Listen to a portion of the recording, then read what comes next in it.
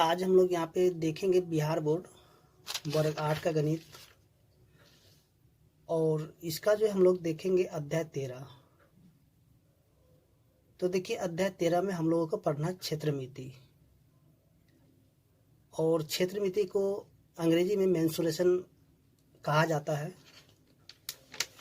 तो देखिए सबसे पहले हम लोग यहाँ पे जो है इस अध्याय में जो विभिन्न प्रकार के चतुर्भुज होता है तो उसका जो क्षेत्रफल या फिर परिमाप जो है किस प्रकार से निकाला जाता है, तो उसी से संबंधित जो समस्याएं होगा उसी को हल करेंगे। और साथ ही साथ हम लोग ये भी देखेंगे घन, घनाभ और बेलन जैसे जो ठोस के पृष्ठ का जो क्षेत्रफल एवं आयतन किस प्रकार से निकाला जाता है उसको भी हम लोग सॉल्व करेंगे।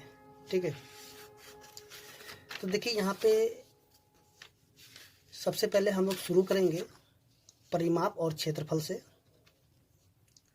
यानी कि आयत हो गया, त्रिभुज हो गया, चतुर्भुज हो गया, या फिर जो कि वृत्त है उसका परिमाप या फिर क्षेत्रफल किस प्रकार से निकाला जाता है। तो उससे जो संबंधित जो भी फॉर्मूला या सूत्र होगा सबसे पहले हम लोग उसको जानेंगे।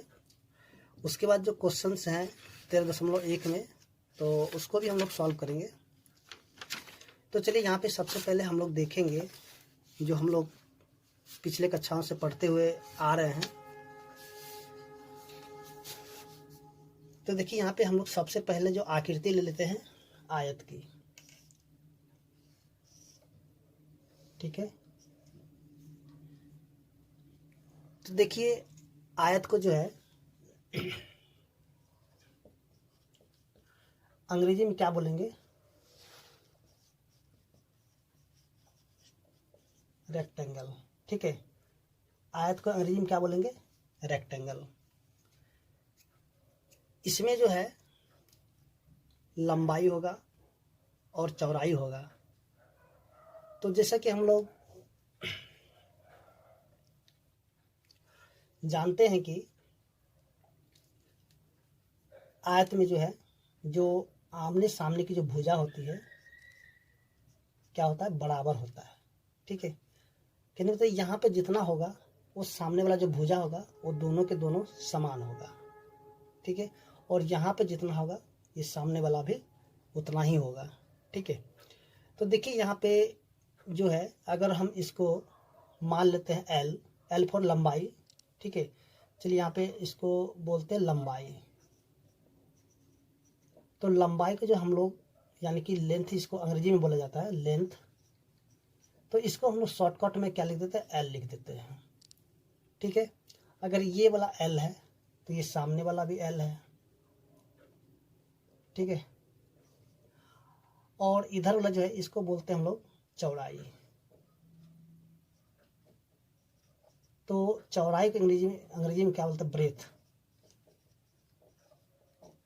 तो इसको हम लोग बी के द्वारा दिखाते हैं। ठीक है, बी के द्वारा इसको हम लोग दिखाएंगे। अगर ये वाला बी होगा तो ये सामने वाला तो हम कहेंगे कि भी तो बी होगा ना, बिल्कुल होगा। और एक चीज याद रखिएगा कि आयत में जो है ना जितने भी कोण होता है वो 90 डिग्री कोण बनता है। तो ये जो होगा 90 डिग्री कोण, और यहाँ से भी 90 डिग्री, और ये भी 90 डिग्री, यहाँ से भी ये 90 डिग्री। ठीक है, और एक चीज़ और, आयत में जो है ना दो विकर्ण होते हैं।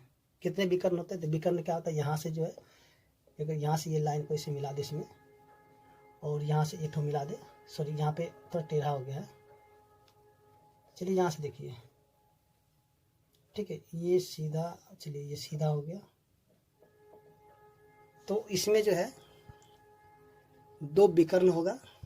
ठीक है, अब हम यहाँ पे क्या करते हैं, सबसे पहले हम लोग यहाँ पे देखते हैं इसका जो परिमाप होता है।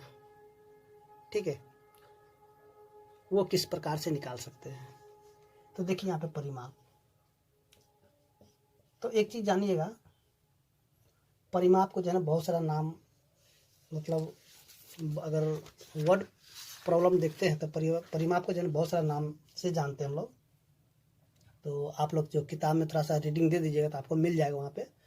परिमाप को क्या क्या बोल सकते हैं? घेरा भी बोल सकते हैं, परिसीमाएं बोल सकते हैं, परिमिति बोलते हैं, या फिर परिधि भी बोलते हैं। ठीक है, तो इनका बहुत सारा नाम है, तो आपको इसको बस याद रखना है। अब देखिए परिमाप अगर निकालना होगा किसका? आयत का। ठीक है, देखिए परिमाप का मतलब क्या होता है? सभी भुजा का योग, सभी भुजाओं का योग। ठीक है, तो देखिए यहाँ पे हम लोग परिमाप कैसे निकाल सकते हैं? देखिए परिमाप का मतलब क्या? सभी भुजाओं का योग।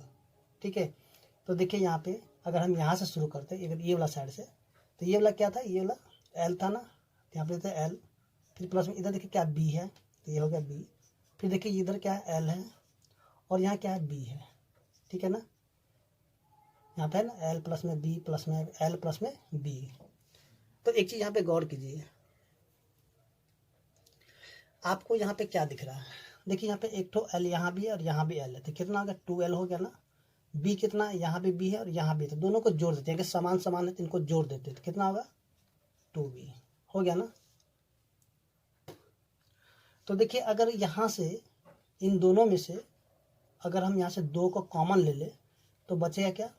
L प्लस में बी, यही बच गया ना। देखिए यहाँ पे 2 ब्रैकेट में L प्लस में बी बच गया, और इसको जब हम गुना कर देंगे ना तो फिर से हमें ये वाला मिल जाएगा। तो यही तो हम कहेंगे कि जो आयत का परिमाप होगा क्या होगा? 2 ब्रैकेट में L प्लस में बी हो गया ना, ये परिमाप का फॉर्मूला। तो आप इसको ऐसे भी याद रख सकते हैं, या फिर आप जो सारा वैल्यू भी डाल करके इसको बना सकते हैं। ठीक है, लेकिन वैल्यू डालने के बाद क्या होता है? थोड़ा लंबा हो जाता है, तो इसको हम लोग शॉर्टकट जो यहाँ से इसको याद कर सकते हैं। ठीक है, तो इसको याद रखने वाली बात है, तो आप इसको क्या कीजिएगा? याद कर लीजिएगा, सबसे बेहतर होगा।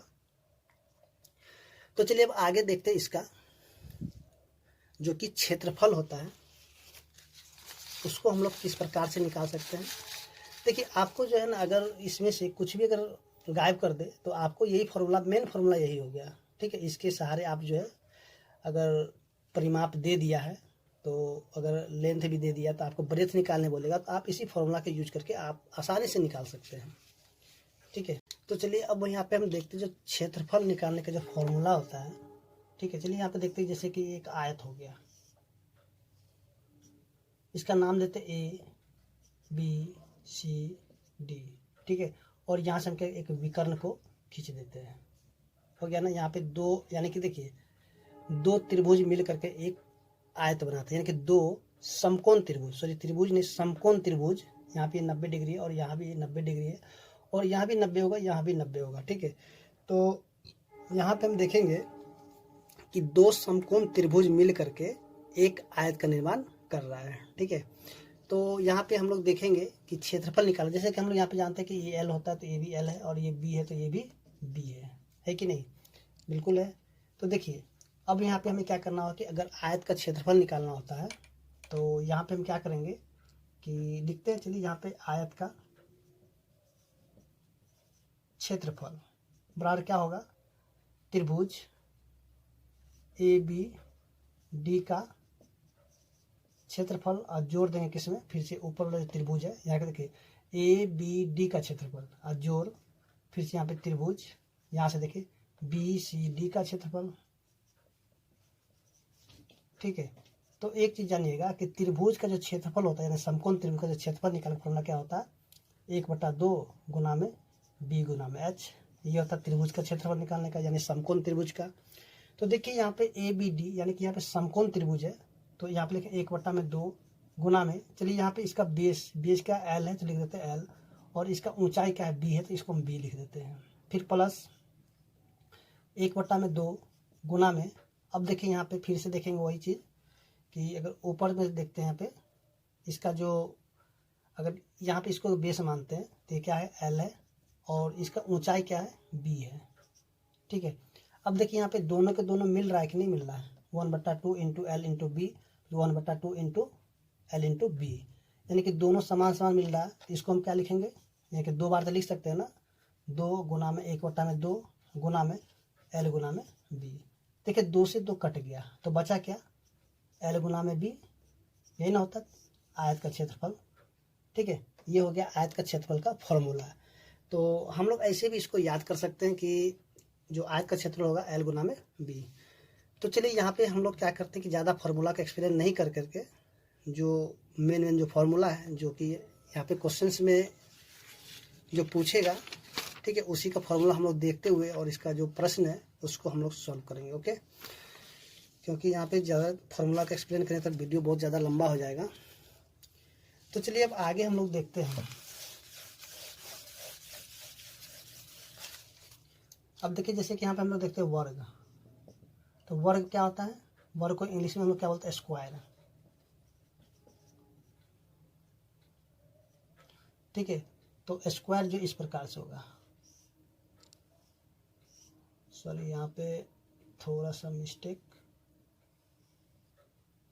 तो देखिए यहाँ पे जो है स्क्वायर है, स्क्वायर को सॉरी वर्ग है, वर्ग को हम लोग इंग्लिश में क्या बोलते हैं? स्क्वायर बोलते हैं। तो इसमें जो होता है ना सभी भुजा क्या होता है? समान होता है। ठीक है, और इसमें भी जो होता है जैसे कि हम लोग आयत में देखे थे कि सभी कोण 90 डिग्री का बनता है, तो ये भी 90 डिग्री का बनाएगा। इसका सारे के सारे कोण क्या हो जाएगा?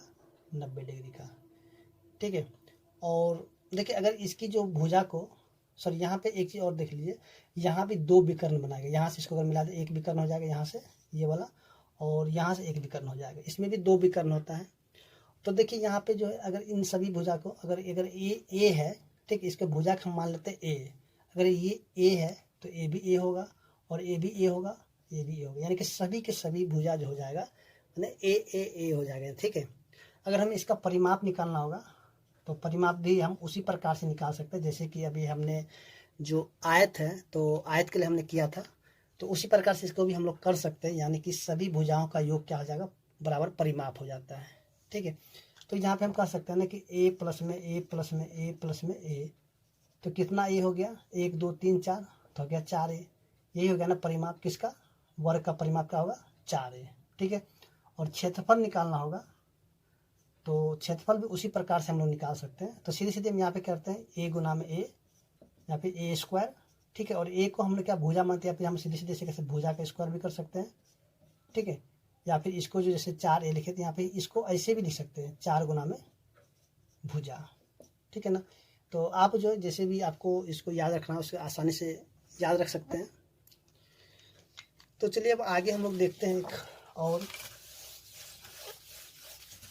देखिए यहाँ पे अब हम देखते हैं त्रिभुज। ठीक है, तो त्रिभुज जो होगा तो इसको हम लोग अंग्रेजी में क्या बोलते हैं? ट्राइंगल।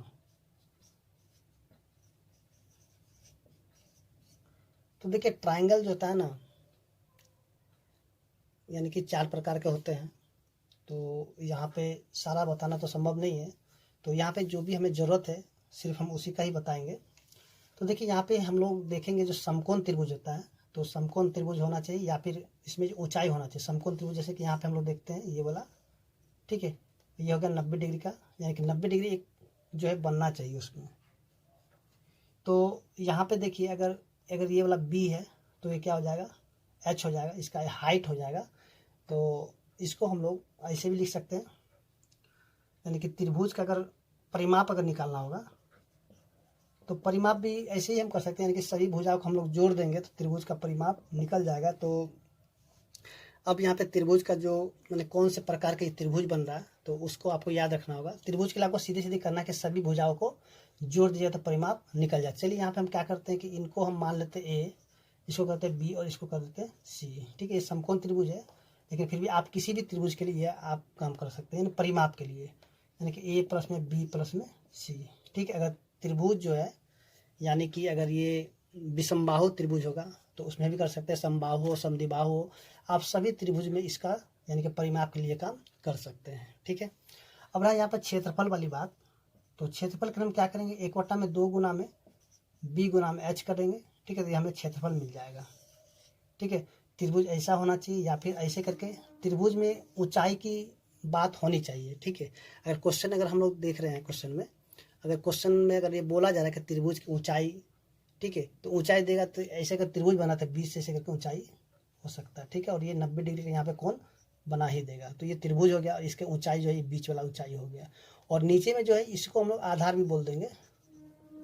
ठीक है, आधार को जैसे कि हम लोग जानते हैं कि बी बोलेंगे, यानी कि बेस होता है, B4 बेस। ठीक है, और ये जो है इसका क्या होता है ऊंचाई, तो ऊंचाई को हम लोग एच के द्वारा भी दिखा देंगे, ठीक है। तो चलिए अब आगे हम लोग देखते हैं। तो यहाँ पे ज़्यादा जो त्रिभुज यानी सॉरी यहाँ पे जो भी है ज़्यादा एक्सप्लेन करने से वीडियो बहुत ज़्यादा लंबा हो जाएगा। तो देखिए अब आगे हम लोग देखते हैं जो कि वृत्त है, ठीक है। तो एक चीज़ जानिएगा वृत्त के बारे में। देखिए तो वृत्त हो गया, तो इसको हम लोग क्या बोलते हैं, इसको बोलते हैं सर्कल, ठीक है। अंग्रेजी में क्या बोलते हैं, इसको सर्कल बोला जाता है। और ये वाला जो है ना घेरा, ये वाला गोल जो इसका बाउंड्री, ठीक है, इसी को हम लोग क्या बोल देते हैं, बाउंड्री को ही बोलते हैं परिमाप, परिधि, जो भी बोलिए। चलिए यहाँ पे हम लोग देते हैं परिधि, इसको ही परिमाप या परिमिति भी बोला जाता है, ठीक है। तो इसको हम लोग अंग्रेजी में बोलते हैं सरकमफ्रेंस। और इसका जो डिटेल ज़्यादा पढ़िएगा तो बहुत लंबा हो जाएगा, इसका बहुत सारी चीज़ें इसमें जानने के लिए। तो इसको हम लोग बोलते हैं परिधि। अब एक चीज़ देखिएगा, ये जो बीच में है ना ये बिंदु यानी कि सेंटर हो गया, केंद्र हो गया, ठीक है। और इसी केंद्र से, ठीक है, केंद्र से अगर यहाँ से एक रेखा इसे आकर के मिल जाता है यानी कि वृत्त तक, तो इसी को हम लोग बोलते हैं त्रिज्या। क्या बोलेंगे, त्रिज्या, ठीक है। और त्रिज्या को इंग्लिश में क्या बोला जाता है, रेडियस, ठीक है। और रेडियस को हम लोग सीधे सीधे आर के द्वारा दिखा देते हैं, ठीक है ना। ताकि इसको शॉर्टकट में लिखने से क्या होता है, फॉर्मूला ज़्यादा लंबा नहीं होकर के बहुत छोटा हो जाता है, इसलिए इसको जो है आर के द्वारा दिखाया जाता है। और इसी सेंटर से, कहने का मतलब क्या, अगर यहाँ से हम एक रेखा को लेते हुए, ठीक है, तो देखिए यहाँ पे अगर इधर आकर के मिला दे, तो देखिए यहाँ पे तो एक तो आर हो गया, ये त्रिज्या होगा, ये भी एक त्रिज्या हो गया। तो ये दो त्रिज्या यानी कि आर प्लस में आर मिलकर जो है एक तो डी बनाता है। अब कहता है डी क्या होता है, तो देखिए डी जो होता है ना व्यास होता है। क्या होता है, डी जो होता है व्यास होता है, यानी कि आर प्लस आर बराबर क्या होता है, यानी कि त्रिज्या को जोड़ देंगे त्रिज्या में तो क्या एक व्यास बन जाता है, ठीक है। तो व्यास को इंग्लिश में क्या होता है, डायमीटर, ठीक है ना, इसको बोलते हैं डायमीटर। और अंग्रेजी थोड़ा स्पेलिंग मिस्टेक हो तो कोई बात नहीं, था देख लीजिएगा, ठीक है। तो देखिए यहाँ पे जो है ना आर प्लस आर बार डी हो जाता, तो इसको कोई कोई ऐसे भी लेता है 2r भी हो जाएगा, ठीक है, क्योंकि आर प्लस आर तो क्या हो जाएगा 2r हो जाएगा। तो 2r को हम ऐसे भी लिख सकते हैं, ठीक है। और 2r यानी कि मिल करके एक डायमीटर बना देगा, व्यास बना देगा, ठीक है ना। तो चलिए अब इसका जो हम लोग देख लेते हैं, जो कि इसका मान लीजिएगा हमें यहाँ पे इसका निकालना हो परिधि। तो देखिए परिधि क्या होता है, परिधि का जो फॉर्मूला होगा 2πr, जहाँ जो है, जहाँ अब पाई का मान क्या हो जाएगा, देखिए पाई बराबर के 22/7 या फिर 3.14। आपको जो क्या करना होगा, ये जो पाई का वैल्यू है ना, इसको आपको एकदम याद कर लेना होगा, ठीक है। जहाँ भी आपको पाई दिखे तो आपको हमेशा क्या करना है कि 22/7 रखना है। अगर जब तक कि क्वेश्चन में आपको ये वैल्यू जब तक कि ना बोल दे कि लेना है, तब तक आपको इसको नहीं लेना है। जब भी बोलेगा, आप अगर पाई दे दिया है तो आपको हमेशा 22/7 से ही काम करना है, ठीक है। अगर बोल दे कि नहीं आपको ये नहीं, आपको ये वाला लेना है, तब आप इसका ही वैल्यू ले करके इसका काम कर सकते हैं, ठीक है। इसी में आता है क्षेत्रफल निकालने के लिए, किसका, तो वृत्त का क्षेत्रफल। तो वृत्त का क्षेत्रफल क्या था, पाई आर स्क्वायर। और एक चीज़ देखिए, परिधि निकालने के जो है ना, आप डायरेक्ट ऐसे भी निकाल सकते हैं पाई डी करके, ठीक है, पाई डी करके भी आप जो परिधि निकाल सकते हैं। तो अब होता क्या है कि पाई डी हम कैसे रखेंगे, तो देखिए जैसे कि अगर आपको जैसे व्यास दे दिया हो, ठीक है, अगर व्यास दे देता है तो देखिए यहाँ पे, जैसे मान लीजिए कि व्यास दे दिया है, चलिए यहाँ पे मान लेते हैं कि इसका व्यास दे कितना डी दे दिया है। तो इसको अगर इस फॉर्मूला में बैठाते हैं, सबसे पहले हम क्या करते हैं कि त्रिज्या निकालते हैं। तो त्रिज्या निकालने के लिए हम क्या करेंगे कि d/2, इसको जब भाग लगा देंगे तभी हमें यहाँ पे त्रिज्या मिलेगा, ठीक है। यानी कि अगर हमें r निकालना होगा तो हम क्या कर, जो व्यास दिया हो व्यास को हम 2 से भाग लगा देंगे। तो देखिए यहाँ पे जैसे कि हमें सरकमफ्रेंस निकालना होगा, परिधि, तो 2πr। अब देखिए इस r के जगह हम क्या करेंगे, देखिए r का वैल्यू कितना है, d/2 है कि नहीं है। तो यहाँ से r हटा करके d/2 रख देते हैं, 2 गुना में पाई गुना में डी बट्टा में 2, 2 से 2 कट गया तो बचा क्या, पाई डी। तो हम ऐसे भी कर सकते हैं कि परिधि अगर हमें व्यास दिया रहेगा तो सीधे सीधे हम पाई डी का भी यूज करके उसका परिधि को निकाल सकते हैं। ओके, तो यहाँ पे हमने देख लिया कि जो परिधि था और क्षेत्रफल था किस प्रकार से निकाला जाता है, और इस फॉर्मूला को हम लोग देख लिए हैं। तो चलिए यहाँ पे जो है एक चीज़ और हम लोग समझ लेते हैं, थोड़ा सा बात सर्कल में ही है। तो देखिए यहाँ पे जो है, अब यहाँ से हम ऐसे करके देख लेते हैं, ठीक है। तो ये क्या हो गया, अर्धवृत्त, ठीक है, और यहाँ पे सेंटर हो गया। तो अगर इसका जो अगर परिधि की बात करें तो परिधि क्या होगा इसका, देखिए इसका जो परिधि होता है, चलिए यहाँ पे सबसे पहले हम परिधि की बात करते हैं। सबसे पहले देखिए परिधि क्या होगा, 2 पाई आर, यानी कि पूरे सर्कल का, पूरे वृत्त का जो परिधि होता है 2 पाई आर होता है कि नहीं होता है। और ये तो है आधा वृत्त, तो इसको हम 2 से लगा देंगे भाग, 2 से 2 कट गया ना, तो बचा कितना, पाई आर। अब पाई आर क्या है, पाई आर जो है इस आधे वृत्त का क्या है, परिधि है। लेकिन अब देखिए ये जो है ना, यहाँ से लेकर यहीं तक परिधि है, यहाँ से लेकर के यहाँ तक, ये वाला, ठीक है, यहाँ से लेकर यहीं तक परिधि है। लेकिन ये जो नीचे वाला जो भाग तो बच ही गया ना, नीचे वाला तो नहीं जुटा है। तो देखिए नीचे वाला क्या, यहाँ पे आर है और यहाँ भी आर था, आर आर मिलकर क्या हो गया, डी बना दिया। ये आर है, ये भी आर है, तो दोनों को जोड़ने क्या डी के बराबर होगा कि नहीं होगा। तो देखिए अर्धवृत्त का अगर परिधि निकलिए क्या है, अर्धवृत्त। चलिए यहाँ पे लिख देते हैं अर्धवृत्त। तो देखिए अर्धवृत्त का जो परिधि होगा पाई आर प्लस में डी, यही हो जाता है, ठीक है। इसको आप याद रखिएगा, ठीक है ना। तो अर्धवृत्त का अगर परिधि निकालना होगा तो पाई आर प्लस में डी कर देंगे, ठीक है। और क्षेत्रफल का बात रहेगा इसी का, किसका, तो अर्धवृत्त का, इसको याद रखिएगा। तो देखिए यहाँ पे जो है इसका जो फॉर्मूला अगर हम देखते हैं, पाई आर स्क्वायर होता है, यानी कि पूरे सर्कल का, पूरे वृत्त का जो क्षेत्रफल क्या होता है, पाई आर स्क्वायर। इसको हम लगा देंगे 2 से भाग, ठीक है। जब 2 से भाग लगा देंगे तो आधा जो वृत्त है उसका क्षेत्रफल में निकल जाएगा। ओके, तो चलिए यहाँ पे जो है अब हम देखेंगे, जो भी अब आगे फॉर्मूला आएगा उसको हम लोग क्वेश्चंस में देखेंगे कि हाँ कौन सा फॉर्मूला, जब अगर ज़्यादा जो फॉर्मूला की जरूरत होगा उसको हम लोग क्वेश्चन के हिसाब से इसको लिखते चलेंगे, ठीक है। क्योंकि वीडियो बहुत ज़्यादा लंबा हो रहा है आपको फॉर्मूला समझाते समझाते। तो देखिए यहाँ पे क्वेश्चन नंबर 1 है, जो कि आपके ऊपर में दिखाई दे रहा क्वेश्चन, आप वहाँ से इसको क्वेश्चन को देख लीजिएगा। तो देखिए यहाँ पे जो क्वेश्चन क्या दिया हुआ है, तो देखिए यहाँ पे क्वेश्चन जो दिया हुआ है, देखिए क्वेश्चन दिया हुआ क्या, बगल की आकृति में एक आयताकार और एक वर्गाकार खेल के मैदान के माप दिए हुए हैं, जैसा कि आप यहाँ पे देख ही रहे हैं। यदि इनके परिमाप समान हैं तो किस मैदान का क्षेत्रफल अधिक होगा, ठीक है। तो यहाँ पे ये बता रहा है कि यदि इनके परिमाप क्या है, समान है, तो हमें ये बताना है कि इसमें से किसका जो क्षेत्रफल अधिक होगा, ठीक है।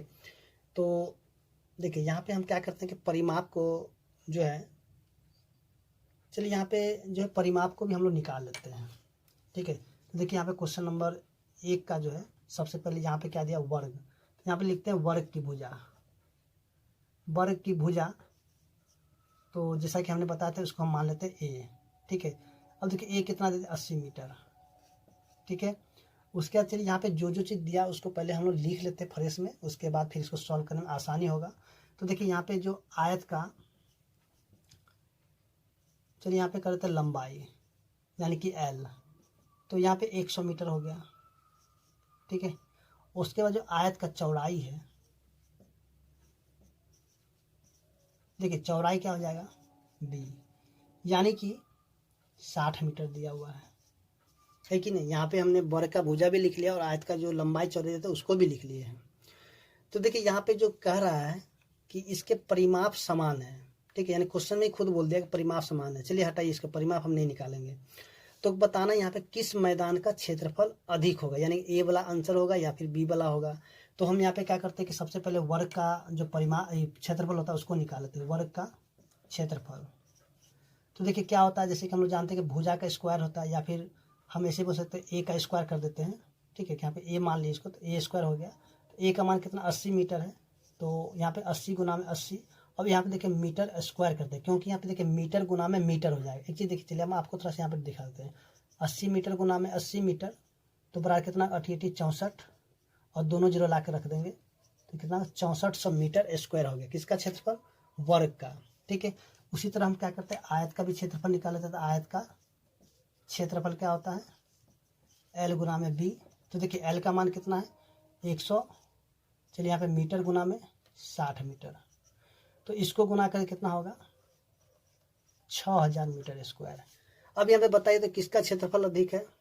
तो देखिए यहाँ पे जो है यानी कि वर्ग का क्षेत्रफल अधिक है। ठीक है, तो यहाँ पे हम लिखेंगे वर्ग का क्षेत्रफल अधिक है। ठीक है, या फिर जो भी अगर क्वेश्चन में आंसर में जो दिया होगा, अगर ए का अधिक है तो ए लिखिएगा, बी है तो बी लिखिएगा। अब बोले कितना अधिक है? ठीक है, तो यहाँ पे क्या कि दोनों में से इसको घटा देंगे। देखिए कितना अधिक है, तो यहाँ पे हम घटा देंगे, कितना हो जाएगा 400 मीटर स्क्वायर अधिक है। ठीक है, तो आप क्या कीजिएगा, आंसर के हिसाब से आप इसको देख लीजिएगा। तो इस तरह से हम देखेंगे जो क्वेश्चन नंबर 1 था वो भी सॉल्व हो चुका है, और उम्मीद करते हैं कि आपको समझ में आ गया होगा। अगर आंसर में आपको नहीं दिया हुआ तो सीधे सीधे हम क्या, वर्ग का क्षेत्रफल अधिक है, तो सीधे सीधे हम क्या करें, इसको नहीं लिख करके सीधे सीधे यहाँ पे आंसर दिया होगा ए, तो हम यहाँ पे ए पे टिक कर लेंगे। यानी कि ए का जो है, ए वर्ग है कि नहीं है, तो यही है ना, तो यही इसका क्षेत्रफल अधिक हो जाएगा। ठीक है, तो चलिए अब देखते हैं जो क्वेश्चन नंबर 2 है। जैसे कि आप वहाँ पे ऊपर में देख रहे हैं क्वेश्चन दिया हुआ है, या फिर नीचे में जो भी दिया हुआ देख लीजिएगा।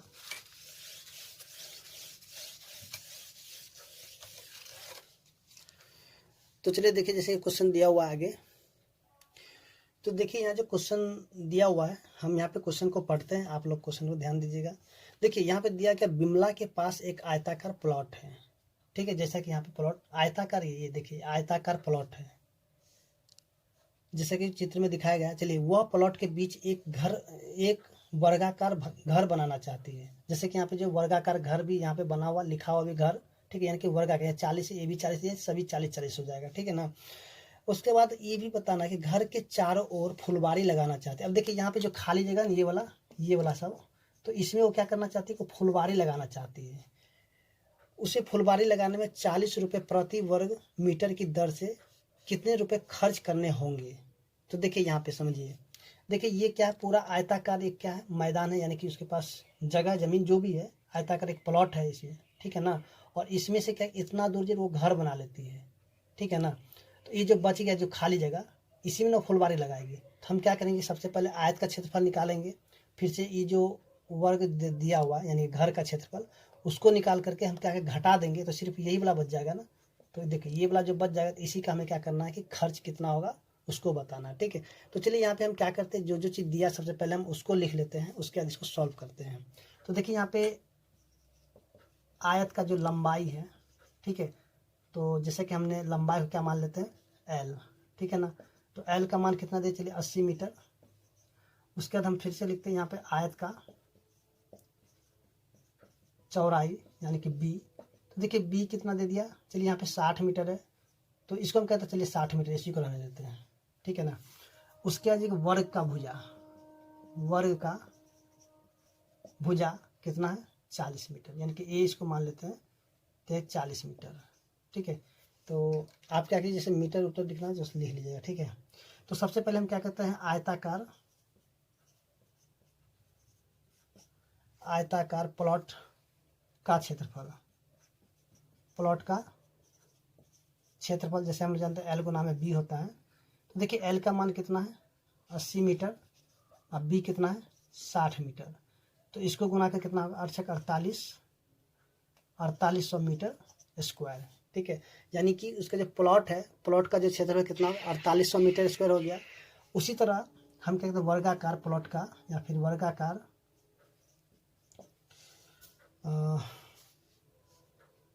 घर का क्षेत्रफल, सीधे सीधे हम कहते हैं वर्गाकार घर का क्षेत्रफल। या फिर आप क्या करिएगा, यहाँ पे वर्ग का क्षेत्रफल भी लिख सकते हैं। ठीक है, या फिर आप वर्गाकार घर लिखिए या फिर वर्ग का क्षेत्रफल लिखिए, कोई बात नहीं। तो देखिए ए, ठीक है, तो ये क्या हो जाएगा भुजा का स्क्वायर, या फिर सीधे हम सीधे कर देते हैं यहाँ पे ए का स्क्वायर। देखिए ए का मान कितना 40 है, तो यहाँ पे क्या करेंगे 40 गुना में चलिए यहाँ पे लिखो 40 गुना में 40 मीटर स्क्वायर, यानी कि कितना हो जाएगा 1600 मीटर स्क्वायर। ठीक है, अब देखिए हम क्या करेंगे कि यहाँ से ये जो आयताकार में से जो इसको घटा लेंगे तो हमें फुलवारी का क्षेत्रफल मिल जाएगा। तो यहाँ पे हम लिखते हैं फुलवारी का क्षेत्रफल, फुलवारी का क्षेत्रफल। तो 4800 से में क्या करेंगे माइनस में 1600, ठीक है, मीटर स्क्वायर। तो कितना हो जाएगा 0 0 8 में 6 गया तो 2, और यानी कि 3200 मीटर स्क्वायर क्या हो गया फुलवारी का क्षेत्रफल। ठीक है, तो चलिए यहाँ पे हम क्या करें, थोड़ा सा इसको यहाँ से मिटा लेते हैं। अब ज़्यादा यहाँ पे करना क्या है कि देखिए यहाँ पे सीधे सीधे हम करते हैं क्या, फुलवारी लगाने का खर्च। तो देखिए 1 मीटर में कितना लगता है 40 रुपया, यानी कि 40, ठीक है, और गुना में टोटल कितना है 3200 मीटर, सॉरी मीटर नहीं है यहाँ पे रुपया हो जाएगा क्योंकि रुपये में निकालना है। तो देखिए इसको गुना करते हैं, देखिए कितना जीरो, तो 3 जीरो को हम पहले लिख लेते हैं, 4 दूनी 8, 4 तिया 12, तो इसको कितना लग जाएगा 1,28,000 रुपये, उसको जो फुलवारी लगाने का खर्च निकल जाएगा। ठीक है, तो देखिए यहाँ पे जो क्वेश्चन नंबर 2 था इसका सॉल्व हो चुका है और उम्मीद करते हैं कि आपको समझ में आ गया होगा। तो चलिए अब देखते हैं जो क्वेश्चन नंबर इसका 3 है। तो चलिए यहाँ पे हम जल्दी कर लेते हैं क्योंकि बहुत टाइम लग रहा है इसका में। तो देखो क्वेश्चन नंबर 3 देखिए आपको दिया हुआ है,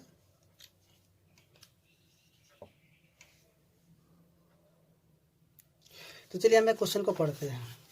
देखिए अमरेश अपने घर के आंगन में ईंट बिछाना चाहता है, यदि आंगन की लंबाई 20 मीटर और चौड़ाई 15 मीटर है। देखिए यहाँ पे लंबाई और चौड़ाई दे दिया। चलिए यहाँ पे हम एक काम करते हैं, ऐसे आंगन बना लेते हैं, ये हो गया आंगन, ठीक है, और इसका लंबाई कितना है, तो देखिए लंबाई 20 मीटर है और चौड़ाई कितना है, चौड़ाई जो है इसका 15 मीटर है। ठीक है, और इसमें जो ईंट लगाना है, यानी कि ईंट लगाना, चलिए यहाँ पे ईंट मान लीजिए लगाना है। चलिए यहाँ पे ईंट इस प्रकार से लगाना है इसको,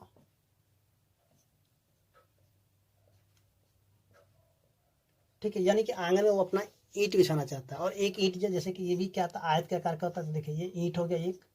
तो देखिए इसका जो लंबाई और चौड़ाई कितना है, जब सेंटीमीटर में दिया हुआ, चलिए 25 सेंटीमीटर है और क्या है 80 सेंटीमीटर है। ठीक है, तो यहाँ पे बताना है कि ईंट यानी उसे जो है ना आंगन में कितने ईंट लगेगा। ठीक है, यानी कि वहाँ पे यानी कितने ईंट उसको बिछाना पड़ेगा। तो देखिए यहाँ पे सबसे पहले क्या करते हैं, यहाँ पे आंगन का लंबाई लिख लेते हैं, आंगन का लंबाई यानी कि L कितना हो जाएगा, देखिए 20 मीटर है। एक चीज़ देखिए यहाँ पे ये सेंटीमीटर में ये मीटर में है, तो हम क्या करें इसको भी जो सेंटीमीटर में ही बदल देंगे। ठीक है, तो 20 मीटर, तो 20 को हम गुना करेंगे किससे 100 से, तो कितना हो जाएगा 2000 सेंटीमीटर। ये भी सेंटीमीटर में हो गया। ठीक है, क्योंकि ये भी सेंटीमीटर में, तो इसको भी हमें सेंटीमीटर में यानी कि यूनिट समान कर लेना होगा, या तो फिर आप इसको मीटर में बदल दीजिए या फिर इसको सेंटीमीटर में, किसी में दोनों को एक जैसा बना देना होगा। ठीक है, चलिए यहाँ पे फिर से हम क्या करते हैं, अब देखिए यहाँ पे आंगन का चौड़ाई, ठीक है, यानी कि B, तो B कितना 15 मीटर, ये मीटर में, तो इसको भी सेंटीमीटर बना लेंगे, तो 15 गुना में 100 यानी कि 1500 सेंटीमीटर हो गया ना। अब देखिए यहाँ पे ईंट का भी दिया हुआ, तो चलिए ये लिख लेते हैं ईंट का, चलिए एक ईंट का लंबाई यानी कि L कितना है, चलिए यहाँ पे 25 सेंटीमीटर, यहाँ पे उल्टा लिखा गया क्या, लंबाई 25 है, यहाँ पे लंबाई 25 सेंटीमीटर, और चलिए यहाँ पे ईंट का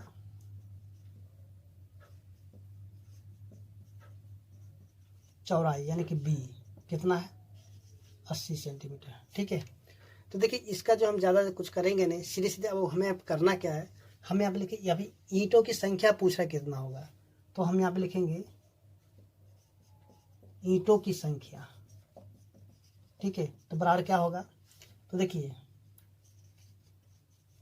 आंगन का क्षेत्रफल अब बट्टा में एक ईंट का क्षेत्रफल। ठीक है, अब यहाँ पे वैल्यू को रख देंगे, काटने के बाद जो भी आंसर आएगा वही क्या हो जाएगा, ईंटों की संख्या हो जाएगा। तो चलिए यहाँ पे हम क्या करते हैं कि लिख लेते हैं। देखिए यहाँ पे देखिए आंगन का क्षेत्रफल कितना हो जाएगा, 2000 गुना में 1500 और ये सेंटीमीटर स्क्वायर हो जाएगा। अब बट्टा में ये वाला जो है ईंट, एक ईंट का क्षेत्रफल कितना होगा, 25 गुना में 80 सेंटीमीटर स्क्वायर। देखिए सेंटीमीटर सेंटीमीटर कैंसिल हो गया। अब देखिए यहाँ पे काट दीजिए। चलिए यहाँ पे 0 से काटते हैं, 0 से 0 कट गया और 25 अट्ठे कितना हो जाता है, 200। फिर 8 से 8 भी कैंसिल हो गया, तो यहाँ पे कितना बच गया, 1500। ठीक है, यानी कि इसका जो ईंटों की संख्या कितना हो जाएगा, 1500। ठीक है, तो इस तरह से हम इसका आंसर को भी निकाल सकते हैं। ठीक है ना।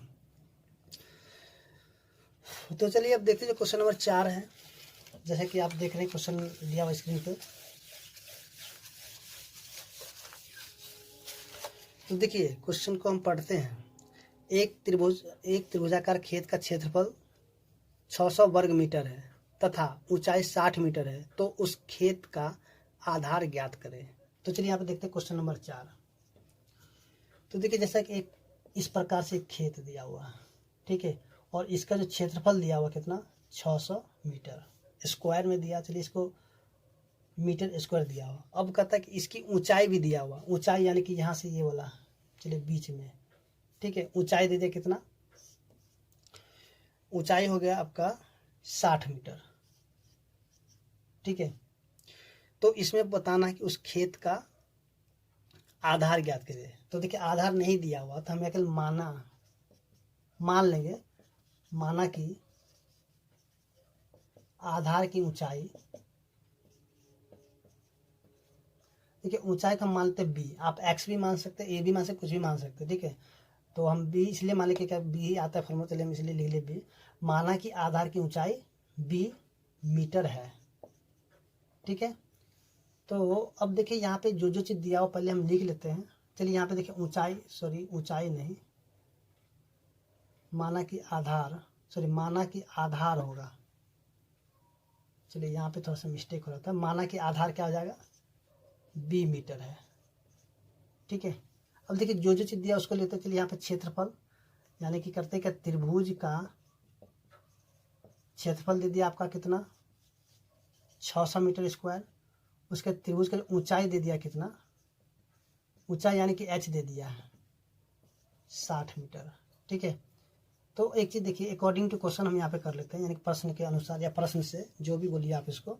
तो देखिए ये जो त्रिभुज का क्षेत्रफल का जो फॉर्मूला होता है क्या होता है, 1/2 गुना में बी गुना में एच, और इसका जो मान जो दे दिया कितना, 1/2 गुना बी गुना एच का मान कितना दे दिया, 600 मीटर, यानी त्रिभुज का क्षेत्रफल 600 मीटर स्क्वायर। ठीक है, अब देखिए यहाँ पे जो जो चीज़ दिया उसको लिख दीजिए, जो नहीं दिया उसको उसी तरह से छोड़ दीजिए। ठीक है, वही चीज़ अपने आप निकलेगा। देखिए 1/2, देखिए बी तो नहीं दिया तो बी की जगह हम बी को ही रहने देते हैं, गुना एच का मान दे दिया कितना, 60। चलिए यहाँ पे 60 लिखते हैं, बराबर में कितना, 600। ठीक है, तो 2 से काटेंगे कितना हो जाएगा, 30 बार में, तो बी बराबर कितना होगा, 600/30। ऐसा क्यों हुआ, क्योंकि यहाँ पे गुना में है, तो इधर आकर भाग में हो जाएगा। ठीक है, अगर आप समीकरण का सवाल नहीं पढ़े हैं तो आप जाकर इसको पढ़ ले, तो आपको जो समीकरण समझ में आने लगेगा। ठीक है, समीकरण का बहुत सारा वीडियो बना हुआ, डॉक्टर केसी सिन्हा का, उसके बाद जो है इसका भी बना, बिहार बोर्ड का भी, तो आप उसको जाकर देख लें। देखिए 0 से 0 कट गया, इसको काटेंगे 20 बार में, तो कितना का 20। ठीक है, तो अतः त्रिभुज का आधार को हम माने थे बी। ठीक है, बी बराबर कितना हो जाएगा, 20 मीटर। चलिए 20 मीटर। ओके, तो उम्मीद करते हैं कि आपको जो क्वेश्चन नंबर 4 समझ में आ गया होगा। तो चलिए अब देख लेते हैं फटाफट क्वेश्चन नंबर 5 को भी। तो देखिए जैसा कि आप क्वेश्चन देख रहे हैं, दिया हुआ है, एक धावक को कम से कम दूरी तय करने के लिए निम्न में से किस आकृति पर चक्कर लगाना चाहिए। आप जानते हैं कि संपूर्ण वृत्त की परिधि का सूत्र c बराबर में 2πr, जहां r वृत्त की त्रिज्या है। ठीक है, तो देखिए यहाँ पे 3 आकृति दिया हुआ, जैसे कि आप देख ही रहे हैं, दिया हुआ है। तो देखिए जैसे कि एक आकृति यहाँ पे ऐसे दिया हुआ है। ठीक है, तो अभी हमने सारा फॉर्मूला बताया था इसका। ठीक है, ये हो गया 42 मीटर।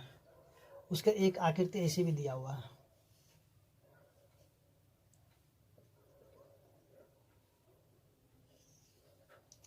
उसका एक आकृति दिया हुआ ऐसे वृत्त के, बड़ा वाला वृत्त। लगता इंक खत्म हो गया। चलिए यहाँ पे दिख ही रहा है। चलिए ये कितना दे दिया, 14 मीटर। ठीक है, तो ये हो गया ए, ये हो गया बी, और ये हो गया सी, और ये दे दिया कितना, सॉरी यहाँ पे 14 14 14। चलिए यहाँ पे ये 14 है, ये भी 14 है, और ये भी 14 है। ठीक है, तो यहाँ पे बताना है कि यानी कि धावक, यानी कि जो धावक में क्या, जो दौड़ता है। ठीक है, तो देखिए अगर एक धावक अगर इस पे दौड़ेगा, ठीक है, उसके यहाँ से इसको इसके ऊपर दौड़ेगा, ये यहाँ से पूरा, फिर एक इस पे ऐसे भी दौड़ेगा। तो यहाँ पे जो है बताना है कि किसमें जो उसको कम दूरी तय करना पड़ेगा। ठीक है, तो देखिए धावक जब दौड़ रहा है ना, तो उसके लिए हम क्या करेंगे कि परिधि निकालेंगे। ठीक है, यानी जो आकृति दिया उसमें हम क्या निकालेंगे, परिधि निकालेंगे। तो चलिए यहाँ पे फटाफट हम परिधि निकाल के आपको दिखाते हैं और यहाँ पे बताते हैं कि किसका जो है यानी किस पे वो जो है कम दौड़ेगा। ठीक है, तो चलिए यहाँ पे ए का जो हम परिमाप निकालते हैं। ए का परिमाप, जो फिगर ए का परिमाप लिख लेते हैं।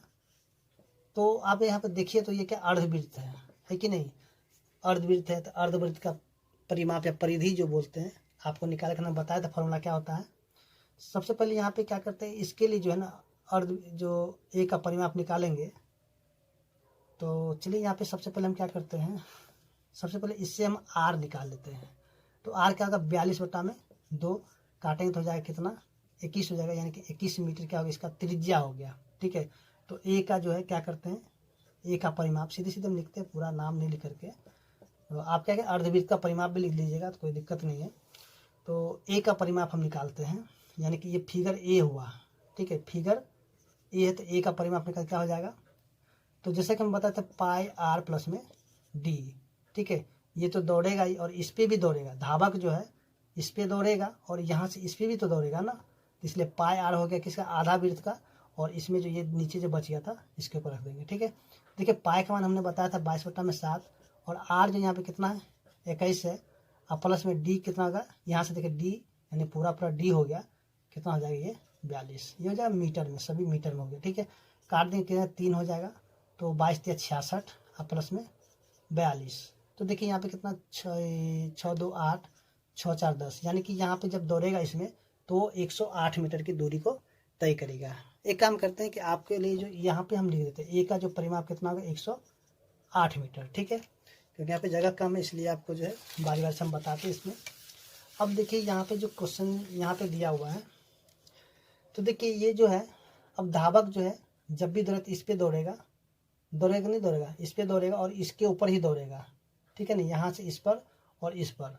तो चलिए यहाँ पे बी का परिमाप निकालते हैं, सॉरी बी का परिमाप। तो देखिए यहाँ पे क्या करते हैं कि यहाँ पे अर्धवृत्त का जो फॉर्मूला होता है, ठीक है, यानी क्या होता है पाई आर, और यहाँ पे डी नहीं जोड़ेंगे। क्यों नहीं जोड़ेंगे, क्या कहते हैं डी तो यहाँ पे इस पे नहीं ना दौड़ेगा, जब भी दौड़े इसके ऊपर दौड़ेगा। तो यहाँ पे अर्धवृत्त के यहाँ पे पाई आर हो गया, और प्लस में ये जो 14 प्लस में 14। ठीक है, या फिर सीधे 2 गुना में 14 भी कर देंगे, क्योंकि 2 ठो 14 को लेना ही होगा। अब देखिए पाई का मान कितना होता है 22/7, और गुना में आर कितना है, तो आर देखिए सॉरी यहाँ पे आर तो हमने निकाला ही नहीं। तो चलिए यहाँ पे आर के जगह हम क्या करते हैं कि इसको लिख देते हैं 14। चलिए यहाँ पे देखिए सबसे पहले इसके लिए जो आर हम निकालते हैं, चलिए यहाँ पे देख लीजिए आर बड़ा कितना होगा, यानी कि 14/2 काटेंगे कितना होगा 7। ठीक है, तो यहाँ जो आर निकल गया कितना 7, ध्यान रखिएगा इसमें थोड़ा सा हमने नहीं किया था। तो यहाँ पे 7 और प्लस में 14 दूनी 28, देखिए इससे ये कट गया, तो 22 प्लस में 28, तो ये कितना हो जाएगा 8 2 10 के 0, 2 2 4 1 5, यानी कि 50 मीटर। चलिए यहाँ पे बी में हम लिख देते हैं 50 मीटर। ठीक है, उसके जो सी में हम देखते हैं, तो चलिए यहाँ पे सी में क्या दिया हुआ है। तो देखिए यहाँ पे सी में जो दिया हुआ था सी का परिमाप के लिए, तो सी का परिमाप, तो देखिए यहाँ पे पूरा एक वृत्त है और यहाँ पे त्रिज्या कितना दी है 14। ठीक है, तो क्या होता है फॉर्मूला इसका पाई आर स्क्वायर, यानी कि पूरा वृत्त का, क्योंकि सॉरी 2 पाई आर ना होगा, यहाँ पे क्षेत्रफल नहीं निकाला, 2 पाई आर यानी कि परिमाप निकालना है, परिमाप या परिधि। तो देखिए यहाँ पे 2 गुना में 22 बटा में 7 गुना में आर का मान कितना 14, ठीक है। तो काटेंगे कितना, 7 दूनी 14, तो 2 दूनी 4, 22 चौक 88 मीटर। तो सी का मान कितना हो गया 88 मीटर। तो यहाँ पे देखिए सबसे कम समय किसमें लगे, यानी कि सबसे सॉरी यहाँ पे क्या दिया, कम दूरी तय करने के लिए किसको लगाना था, बी पर, ठीक है। यानी कि बी में देखिए यहाँ पे 108 है, ये 50 और ये 88 है, तो ये कम है, तो यानी कि इसका आंसर क्या हो जाएगा, बी हो जाएगा, ठीक है।